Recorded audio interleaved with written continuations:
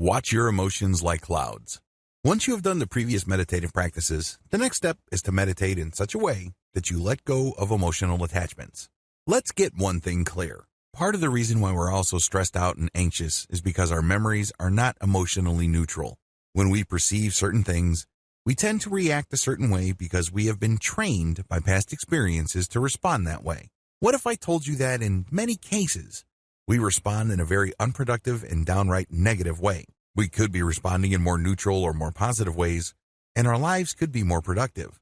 Instead of wasting a tremendous amount of emotional and mental resources feeling negative, angry, frustrated, guilty, upset, you name it, we can focus more on feeling appreciated as well as content. It's all a choice.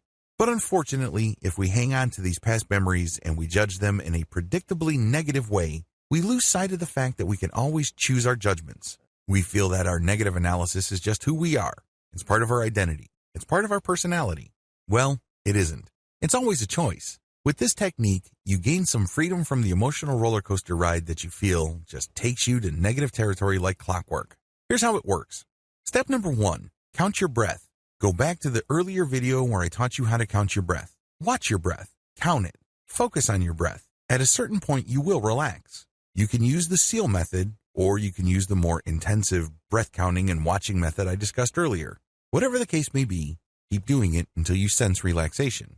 Step number 2, close your eyes. Once you feel that you have reached a certain level of relaxation, close your eyes. Everything should go black. Allow yourself to relax even deeper. Allow yourself to slow your thoughts down. Just focus on the calmness of the darkness. There's nothing to prove here. You don't have to be somebody that you're not.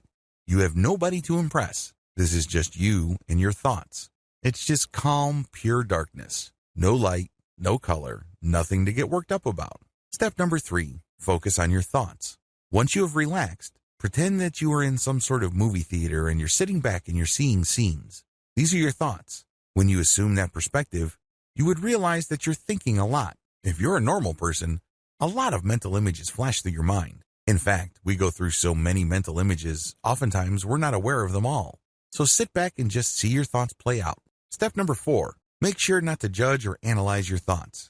Here's the thing that you will be doing differently. Most people have no problem seeing mental images flash through their mind. But the problem is, once that happens, they get all emotionally caught up.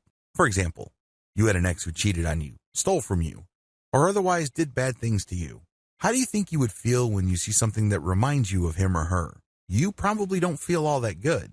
Now with this technique, when the mental image or the picture or the likeness of your ex comes to your mind, your rule is that you let the image flash, but you will hold judgment. You're not going to analyze it. You're just going to acknowledge that this is the image of my ex, this is the image of my boss, this is a scene from my childhood, this is a scene where I was let go at work, this is a scene at jail. Whatever the case may be, you're seeing all these mental images, but you're not judging. You are acknowledging. It's very important that you know the distinction. You're not engaged in pretending to not see something. For example, if there was a fire in your childhood, you're not going to say, well, this was a happy moment in my childhood.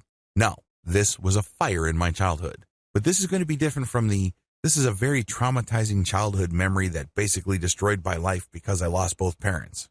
Do you see the difference? There's no judgment here. You just say, this is a fire that happened when I was a child. It's stripped out of all emotional baggage. It's stripped out of all emotional trauma. Acknowledge and describe in a very objective, flat, and neutral way. This is not going to happen overnight. If you are carrying around a very heavy weight, maybe child sexual abuse, maybe you were unjustly punished. Whatever the case may be, you just need to focus on what you see. Do not judge. Do not analyze. Just acknowledge it and then move on to the next step. Step number 5, let your thoughts pass like clouds. One of my fondest childhood memories involves me and my cousins just going up to this little hill, and for what seemed like hours, we would just lay back on the grass and watch the clouds pass by. My cousin would say, that's a bicycle. I would say, no, that looks more like a dog. There was, of course, no right or wrong answer. Everyone's entitled to their opinion. Every person's guess was as good as all others. It was a lot of fun because we were exercising our imaginations. We were, after all, just watching clouds pass by. There were countless clouds before them, and there will be countless clouds after them. They are here one moment and gone the next. I want you to do the same with your thoughts, but let them pass like clouds. Just like clouds, your thoughts just pass through. Let them pass. Don't deny them. Don't pretend they are something else. Don't argue with them. Don't bargain with yourself. Just observe the thought clouds honestly. In other words, when the mental image flashes, acknowledge it. For example, this is a fire that happened when I was 3 years old. This is an image of my parents about to leave for the United States when I was 3 years old. Whatever image you have from the past, strip it of all emotional judgment or analysis. Make sure you empty the mental image of any emotional content that might trip you up or set you off into an emotional analysis. Compare this. This is the fire that happened when I was 3 years old. 2. This is that devastating fire that made my family homeless for 3 years. My father was very angry during that fire, and he has not stopped being angry since. We lost it all. I was only 3 years old. See the difference? The first case involved just describing the facts, nothing more, nothing less. The other case includes a lot of analysis and commentary. These lead to you getting thrown off track. Learn to spot the difference. Recognize the point when you stopped objectively describing and started emotionally reacting. It doesn't make it any less real, mind you, but you're just acknowledging it because we're not engaged in self-delusion here. We're not trying to trick ourselves or hypnotize ourselves into thinking that these events, which ultimately are very traumatic and hurtful, did not happen. Instead, you're just acknowledging. And then the next step is what makes it really powerful. When you acknowledge, you then let it pass like a cloud. Just like a cloud, it's going to zoom over your head. It's going to linger slowly, depending on how strong the wind is. But you just let it pass. Eventually, it will pass. Step number 6, enjoy the emotional distance.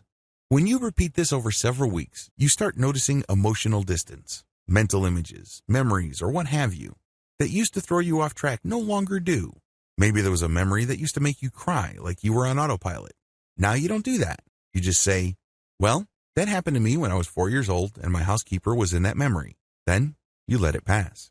Well, that happened to be, and my boss said something and I was let go and I found another job. You let it pass. Well, that was my best friend and my ex-girlfriend. You let the memory pass. You do this over and over again, and the more successful you become at it, the greater the emotional distance. Eventually, all that stuff that used to drag you down and hold you back is left in the past. Congratulations.